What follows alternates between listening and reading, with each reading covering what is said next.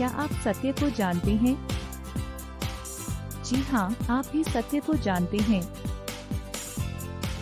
परंतु यदि आपका सत्य सिर्फ दूसरे को दिखाने के लिए है, तो यह समझ लीजिए कि आपसे बड़ा पाखंडी और कोई नहीं है। ऐसे में क्या है कि आप दूसरे को नहीं बल्कि खुद को ही ठगते हैं। क्योंकि यदि कोई सत्य को जानता है तो वह सत्य के अनुसार जीवन व्यतीत करता है। सिर्फ मुंह से सत्य को स्वीकार करने वाले लोगों का भीड़ की कोई भी कमी नहीं है, क्योंकि अच्छा दिखना और धर्मी कहलाने वाले बहुत लोग हैं।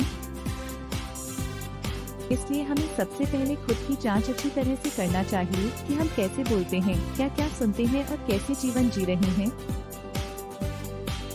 हो सकता है कि हमारे चाल चलन, बोलने सुनने, देखने समझने, उठने बैठने, चलने फिरने और अच्छी सोच विचार करने में यदि कुछ कमी है तो उसे समय से पहले ही सुधारा जा सकता है।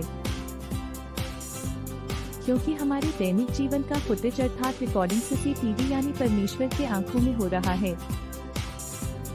इसलिए सत्य यानी परमेश्वर का स्वभाव को धारण करते हुए उसके दिखाए गए रास्ता और दी हुई शिक्षा के अनुसार जीवन व्यतीत करते रहना चाहिए। क्योंकि यूहन्ना 14:6 वचन में प्रभु यीशु कहते हैं कि मार्ग, सत्य और जीवन मैं ही हूँ। फिर प्रोवर्ब्स यानी सूक्ति ग्रंथ 23:23 में इस प्रकार लिखा है कि सच्चाई को मोल लेना, बेचना नहीं, और बुद्धि और शिक्षा और समझ को भी मोल लेना। अर्थात मिथ्या नहीं बल्कि सत्य को अपने पास रखना और सच्ची शिक्षा और ज्ञान को ग्रहण करना चाहिए। जहाँ भी सत्य को छोड़कर पाप की चर्चा होती है वहाँ कभी भी शामिल न होना, बल्कि पाप को छोड़ना, परमेश्वर यानी सत्य को पकड़ना और सच्चाई और ईमानदारी से जीवन व्यतीत करते रहना। धन्यवाद।